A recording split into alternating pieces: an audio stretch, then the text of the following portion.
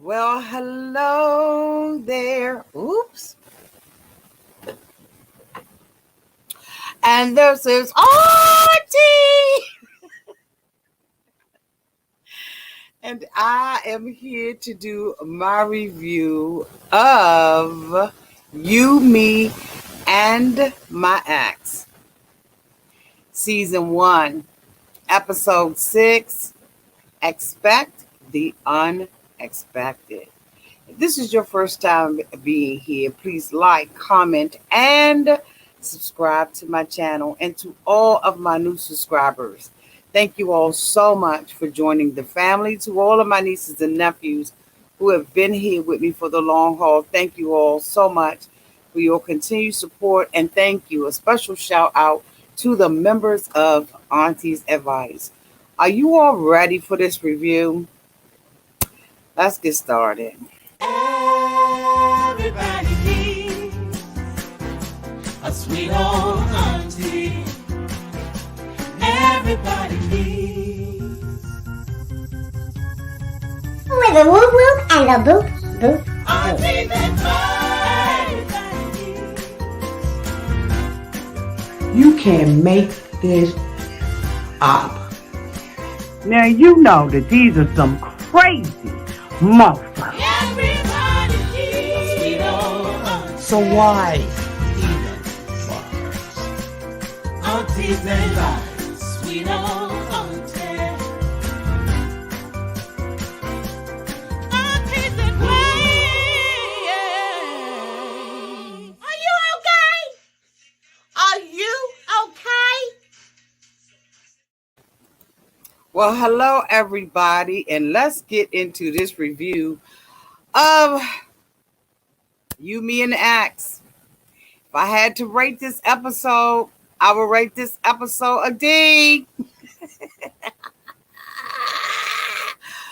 I would rate this episode a complete and total D. I thought it was a filler episode. Oh my God. Like, stop holding out for extra episodes and just give us what it is that we need. This was just a filler episode, y'all. If you want to ever know an example of a filler episode, this is one. This is an example of what a filler episode looks like when they just are, dragging you along in this process. Like, we ready to go already, y'all. Yes, we are. We ready to go. So the first couple that I want to talk about, y'all, is John,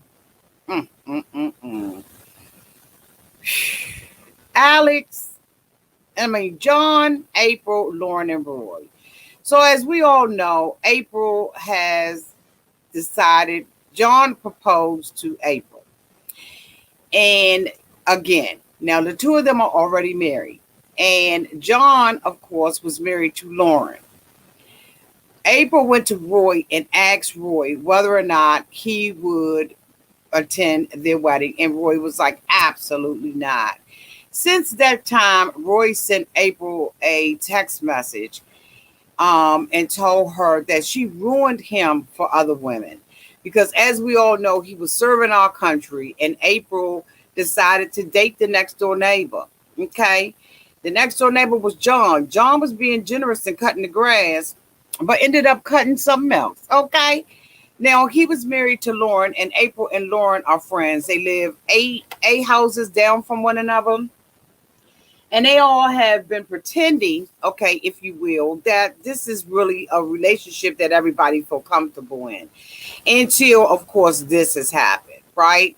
So now April has already been rejected by Roy. Roy told her he wasn't coming. He is now moved to California to get away from her because I guess he probably need, like some time to himself to process through all of this. Because, the thing about it was, it was unexpected to him. He did not know that all of this stuff was going on. And so, Roy is really hurt by it. But they, April and John made a decision that they would not, although they would get married, they would not have a wedding because they didn't want, anybody to be hurt by actual having the visual. Well, it looks like that didn't work. That it seemed like that backfired on him, right? Because Roy has now left, and it is what it is. So she decides to have Lauren over to the house. Of course, we know that Laura has been over to the house, I spying and all of that kind of stuff. And she asked Lauren if she would be her bridesmaid or maid of honor in her wedding. Bridesmaid, matron of honor, maid of honor. She's not married, so she's the matron of honor. And Lauren, while indicating that this is awkward, agrees. Next thing you know, they out there looking at wedding dresses, and they took the daughter with them. Who does stuff like this? I've got to find, some more information out on these couples, because I'm going to tell you, I just don't know whether or not I'm starting to see little holes in this cotton freaking show. But anyway, y'all, that's the end of the conversation about them, right? Let me fix this so it could just be okay. The next couple that I want to talk about is Alex and Caroline. It is Valentine's Day, and Alex has all kinds of special things for Caroline. And one of the things that he indicates that he's going to be doing is cooking dinner. And so Caroline was like, okay, Alex doesn't cook. And so, how's this going to work out? Am I going to get food poisoning or what? But he surprises her with a private chef. And the two of them are having dinner. He is prepared. He's gotten flowers for her and gifts and all that kind of stuff, because it's Valentine's Day. It's the day of love. And while the two of them are having dinner, guess who rings the phone? Yeah. Who, y'all? In the comment section, who rings the phone? Steven. So Steven is on the phone. They're having dinner, and he's sitting at the table having dinner with him, but he's on the phone. He's the man that's on the phone. And I think that next episode, it looks like for the previews, next episode, we're going to finally get a chance to see Steven face to face and not walking around on that phone. Caroline had a girls' night out with her girlfriends. And, her girlfriends, she was having a conversation about Steven, and her girlfriends was like, what's going on? When are you going to get him out of your relationship? When are you going to have a meeting of the minds with Alex about Steven? Steven, she says, calls Alex every day, multiple times a day, probably. And she is a bit concerned about it now that she's really looking at it, right? Because sometimes it takes somebody else on the outside to look at the situation to be able to tell you what's going on. And so she has a conversation with Alex and tells Alex that Steven needs to be put on hold. She's on pause. She said, I don't want you to drop him as a friend, because I don't want to start telling you, who you can be friends with and all that kind of stuff. But some of the conversation needs to, stop. And so Alex agrees. He says that he wants Caroline to be comfortable and everything. And so he is now going to have this conversation with Steven, because he agrees that they do need to pull back from one another. I don't know if this is going to work. I don't know if Alex is really ready to do this, especially given the fact that he talks to this man every day. Steven evidently has feelings for Alex. And I don't know if Alex just giving him attention, right, is leading him on. It may not be Alex's intention to do that, but if you don't cut your ex off and you've made it a comfortable situation, the family already likes Steven. They don't really know Caroline. They met the families, and then it just kind of dropped right there. I wish that they had allowed that storyline to play out, because this to me just looked like, and it felt like, a filler episode. It just did not feel like there was really much to this storyline this week. Which leads me to Kay. Kay Lovely. Lord Jesus. Now, as you all know, Kay has moved in this house with Jerry and his ex-wife Jessica. And when she got there, he put her in a closet. That was his intention of having her sleep in a closet because he sleeps in the bed with his daughter, or his daughter sleeps in the bed with him. She's a little girl, right? And so he doesn't want to change that. And so Kay decides that she's not going to sleep in the closet. She's going to sleep downstairs in the basement. Jessica, the ex-wife who's living in the house, didn't want that to happen because her young son is downstairs. And frankly, Kay is hot. Okay?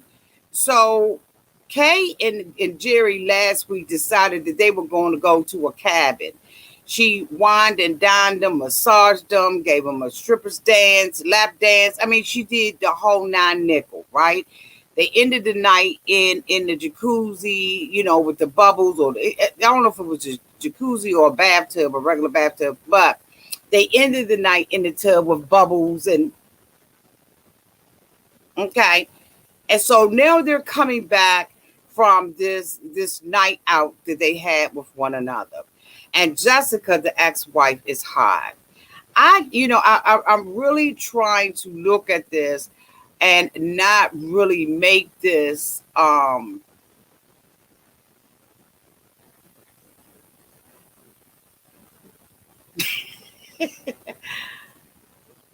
racial issue, but I just feel like I smell something. Y'all let me know down in the comment section if I'm off base. Because if I'm off base, I'll back up off of it. But I really, truly had some issues with the way that Jessica is acting towards Kay Lovely. Now, Kay Lovely has come in there. She has made multiple attempts, at least we've seen it, to try to get along with Jessica. Jessica is extremely passive aggressive. Extremely passive aggressive, very judgmental. She's just not a good person. Y'all, when I say that this woman isn't a good person, in my opinion, she's not a good person. The way that she has treated this woman. See, here's the thing. The house is Jerry's. The house isn't Jessica's. Jessica's living in the house. Jessica wants her cake and she wants to eat it too, but so does Jerry. Because when Jerry comes back into the household, Kay has a conversation with him and tells him that she wants to get out of that bed, out of that basement. He says, well, where do you want to sleep at, Kay? Kay said, I want to sleep in your bed. Kay's intention was, I want to sleep in your bed with you, right? This is what Kay is trying to communicate. But she doesn't. She stops short of saying that because it's the obvious. So Kay is sitting there. Jerry has this smug and the bug look on his face. And it really is making me think he just wanted to have a relationship with this woman. And he really, that's all he wants. In my opinion, it seems like from what we're seeing, that he just wanted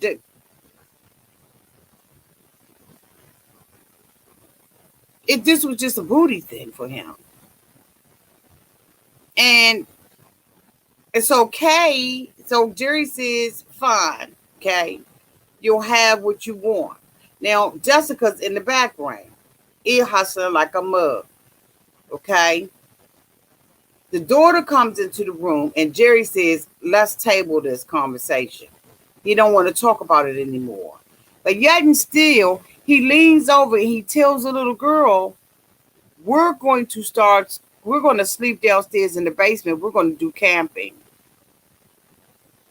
Now, if this is Jerry's house and Jerry had any, like even that much of feelings for Kay, he wouldn't have done that. But he told the little girl, we're going to sleep downstairs. And that's because he got Jessica, okay, in his ear. I really do believe that Jerry is using Kay to get back with Jessica. Now, it comes out from Jessica's mouth that Jerry cheated on her with women who look like Kay Lovey. Now, the issue, if this is a real story, Jessica and Jerry relationship ain't over. There was no end, no break to this relationship because both of them are feeding off of each other's energy. Jerry is allowing Jessica to run Kay out the house because he didn't already hit it now. This was just a little fling for him.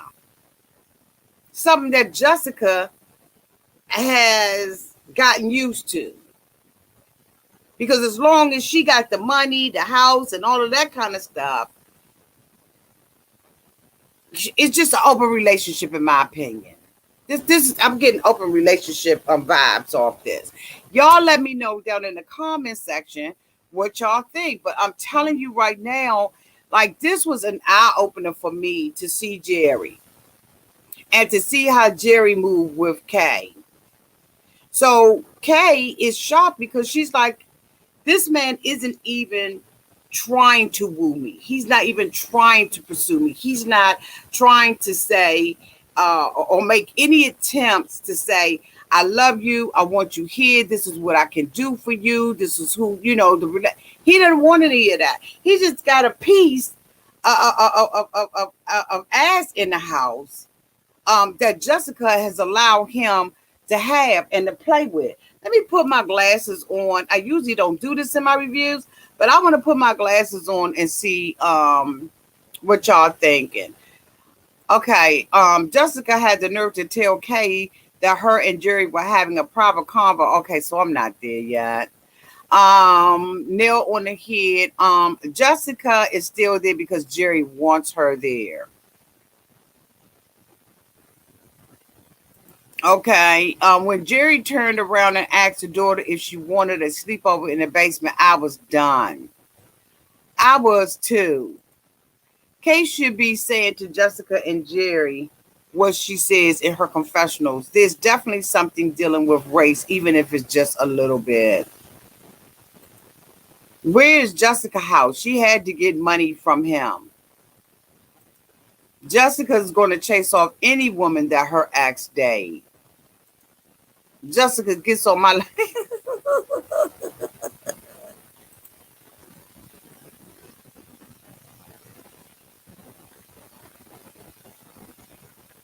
Absolutely. I believe that too.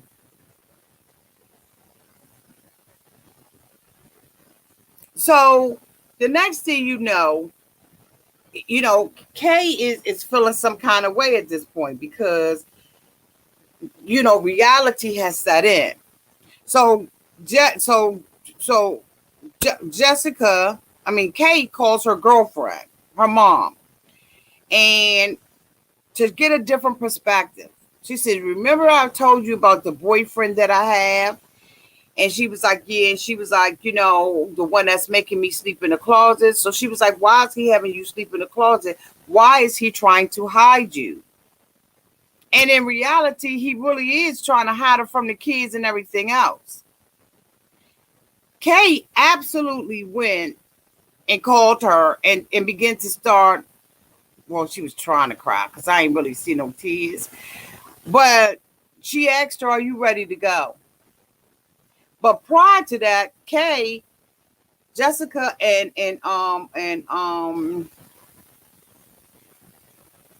Jerry was having a conversation.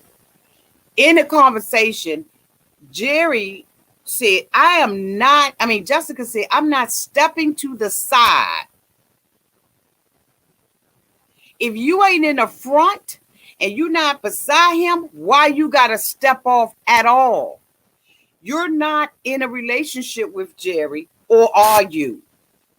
Kay, she tells him that, or she tries to tell us that since his accident or whatever the hell happened to him, that the doctor says he has to reduce his stress, or, he's going to have a relapse, and he's not going to be, he needs to be stress free. How can he be stress free with you in the house running everything?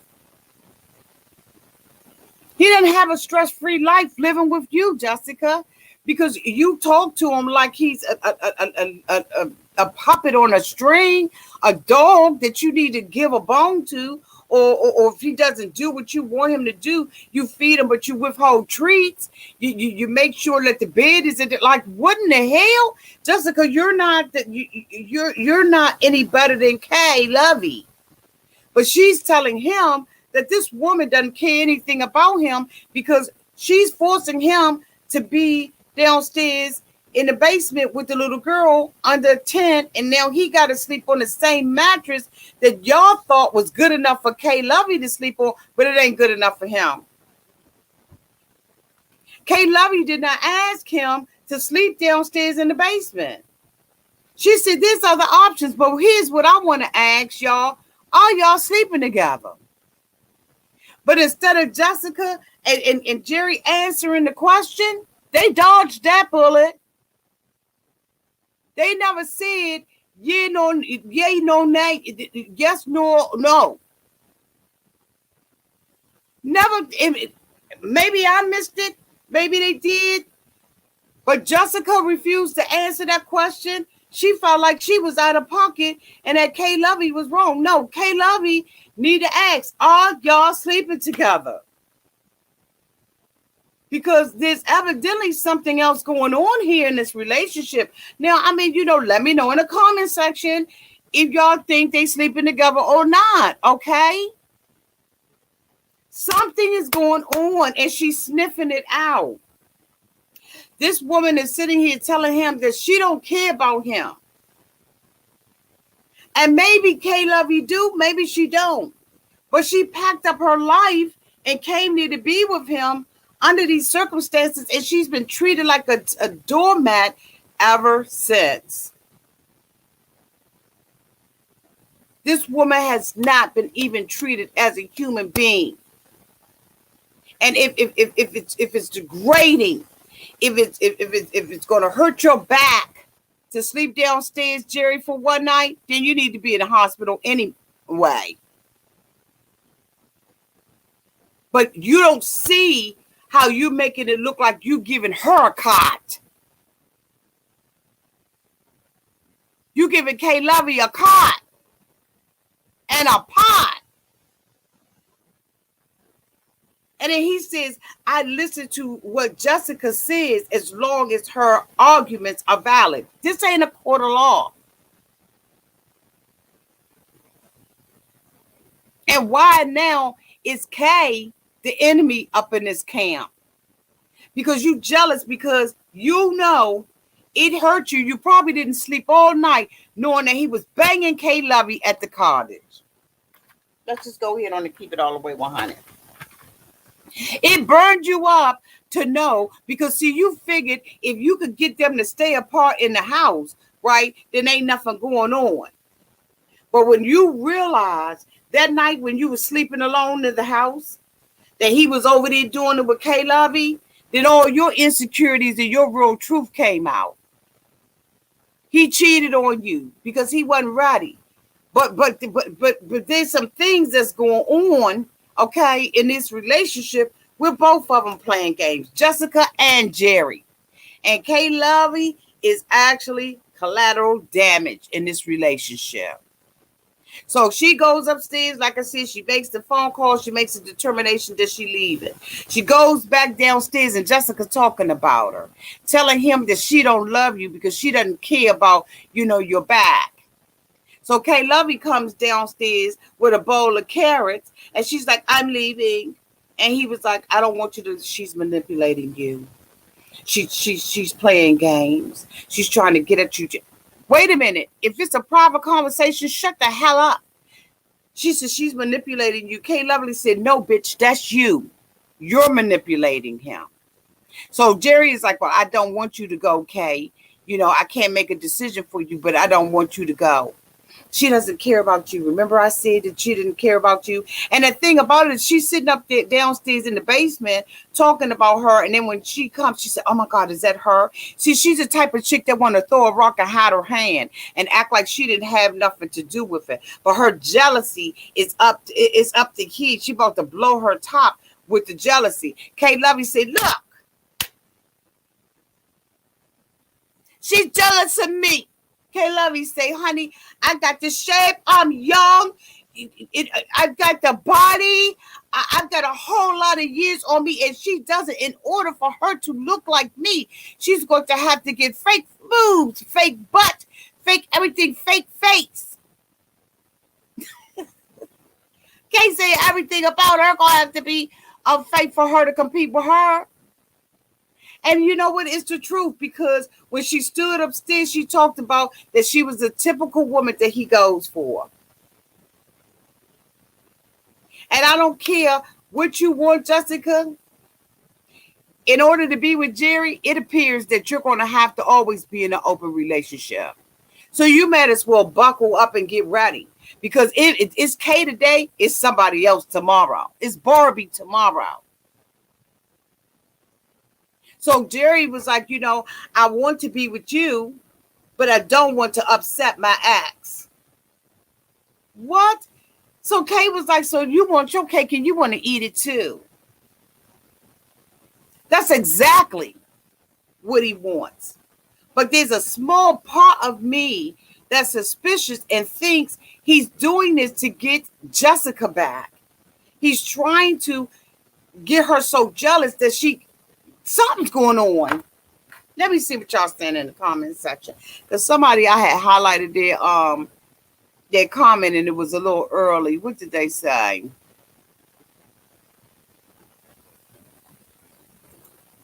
He used Kay to spice up their love life. I think so, Renee. Yeah, she was.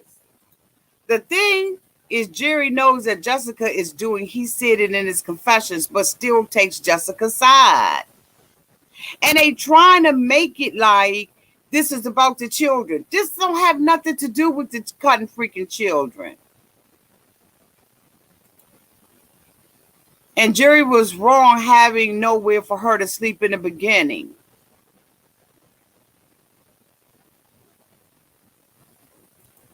Absolutely, I agree with that. In my opinion, I think she's a very toxic person. She reminds me of a Karen. She's the type of person that enjoys making somebody else miserable. She just a nasty. In my opinion, I think she's a horrible person. Horrible person. She is the type of person, honey, that would sit up there and throw that rock, honey. She gonna hide her hand. She gonna act like she ain't had nothing to do with it. And the whole time, honey, she done signed a whole complete and total affidavit behind your back. Had it notarized and a whole bunch of stuff. You show up in court and this bitch got a daggone bitch.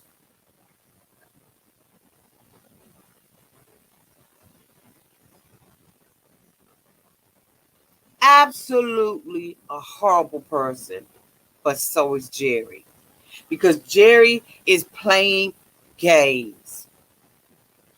If this is true, I don't know if this stuff is fake, but if this is true, Jerry's playing games. Absolutely he is.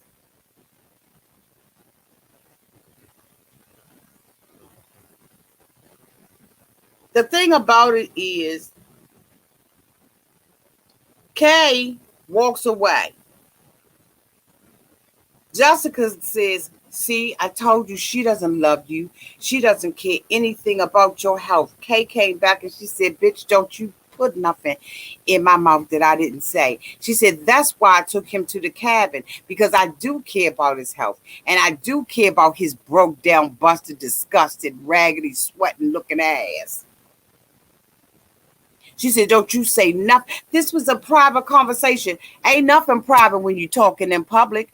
Bitch, if it was a private conversation, you should have went behind a closed door. And if it was a private conversation, you should have took it off camera. But as long as you sitting there on the camera, Kay told her, you want me to leave. That's what you want me to do.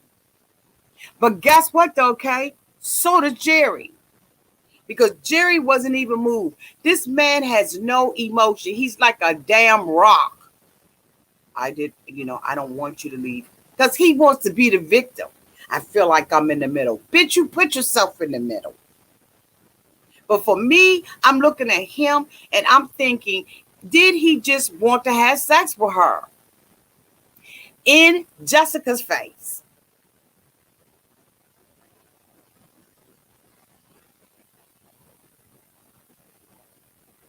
Is that what it was? Then y'all can go ahead on and just be swingers. Do that to somebody who's volunteering for that position. Maybe if Jessica get the stick about her ass, she can join in on the fun. Instead of having a woman coming in the house and you talk about, I don't like her. She didn't do anything to you. She's robbing me of my peace. She didn't do anything to you. Just her existence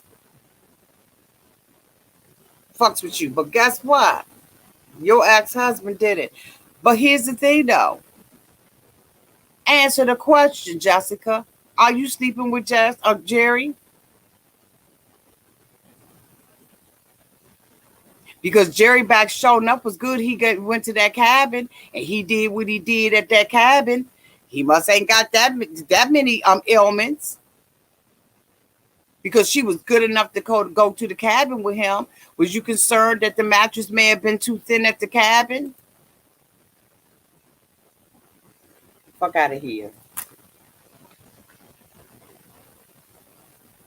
Get out of here with that. So Kay Lovely got her mama coming to pick her up. And then he gonna say, I thought someone was gonna bust out in here. She said, did he not think that if we was gonna have some conflict that I was gonna go the hell off? Did he not think that there was gonna be some confrontation because Jessica can't keep her mouth shut and be a passive aggressive? Did he not think that she was gonna pop off?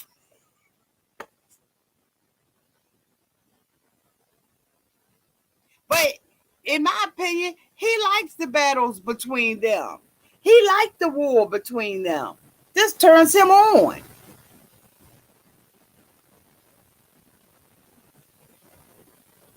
This turns him on.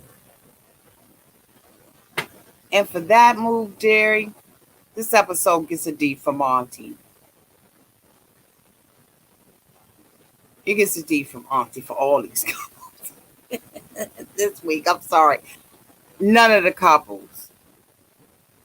Like, I think that it started off, we all kumbaya. Kumbaya. Kumbaya. Now this joint is getting to the point. It's getting hot in here. The song is definitely changing. Which is what we thought. Because with all these emotions, there's no way in the world that they were going to be able to pass this off. No way in the world. Anyway, y'all, that is the end of my review. Y'all let me know down in the comment section what you would rate this episode. And you know what? Hit that subscribe. Let me tell you, if you've been here more than 2 times, you are already a family member. You might as well just go ahead on and hit that subscribe button. Like, comment, and share my videos, y'all. I've got a personal goal for the month of August. Fingers crossed we can get there. I love you all to pieces. Thank you all so much for being here. There was a Cash App that was sent to me on my other one, and I want to read that off. Okay, sorry. Let me put my glasses on. And I want to just say thank you to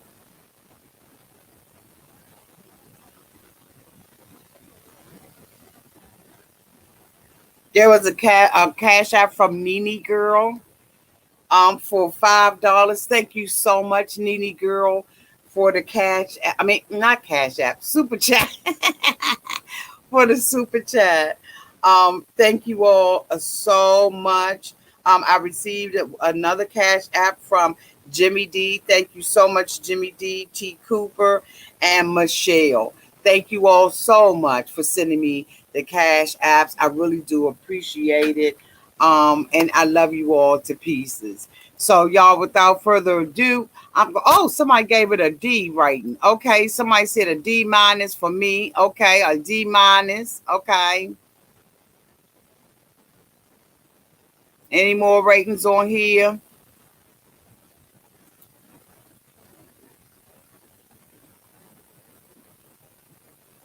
Okay.